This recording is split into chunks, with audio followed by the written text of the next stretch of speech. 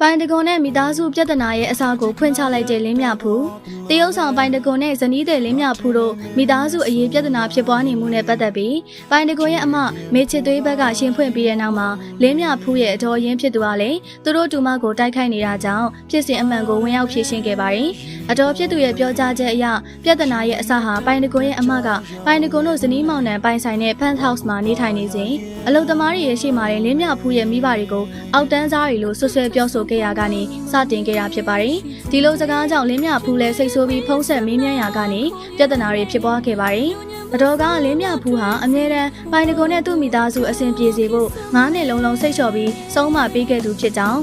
ပိုင်တကွန်အစင်မပြေတိုင်းမယူရသေးတဲ့ရောက်ခမစီအလုတ်တွေဖြစ်ပြီးသွားချော်ခဲ့ရတာကိုမိသားစုတအိမ်လုံးသိကြကြောင်းရင်ဖွင့်ခဲ့ပါတယ်။လင်းမြဖူးကပိုင်တကွန်ရဲ့အမကိုဖုံးဆက်မင်းမြန်းရာမှာသူတို့နှစ်ဦးချမ်းဖြစ်ကြပြီးနောက်အမဖြစ်သူကမိခင်ကြီးဒေါ်ကျူကျူကိုတိုင်ကြားခဲ့ပါတယ်။အဲဒီနောက်ပိုင်တကွန်ရဲ့မိခင်ကချွေးမဖြစ်သူလင်းမြဖူးကိုဖုံးဆက်ပြီးလင်းမြဖူးရဲ့မိဘတွေကိုမမရရိုင်ထပ်မံစော်ကားခဲ့တယ်လို့အတော်ဖြစ်သူကသူကိုယ်တိုင်ဖုံးနာကနေကြားခဲ့ရကြောင်းပြောပြပါတယ်။ဒီဖြစ်စဉ်တွေဖြစ်ပြီးနောက်မှာတော့ပိုင်တကွန်တို့ဇနီးမောင်နှံဟာမိသားစုရဲ့အဝေးမှာနေထိုင်ခဲ့ကြပြီးဒီနေ့ထိအဆက်အသွယ်မရှိကြပါဘူး။အတော်ဖြစ်သူကတူမရဲ့တူမလင်းမြဖူးကိုဝေဖန်ပြောဆိုနေတာတွေကြောင့်စိတ်မကောင်းဖြစ်နေတဲ့အပြင်တူမဖြစ်သူလင်းမြဖူးဟာချွေးမကောင်းပြီးသားခဲ့ကြောင်းထပ်လောင်းပြောဆိုခဲ့ပါတယ်။အခုလိုမျိုးနှစ်ဖက်စလုံးကထုတ်ဖော်ပြောဆိုမှုတွေထွက်ပေါ်လာတာကြောင့်ပရိသတ်တွေအနေနဲ့အဖြစ်မှန်ကိုပုံမသိရှိနိုင်ပြီလို့ယူဆရပါတယ်။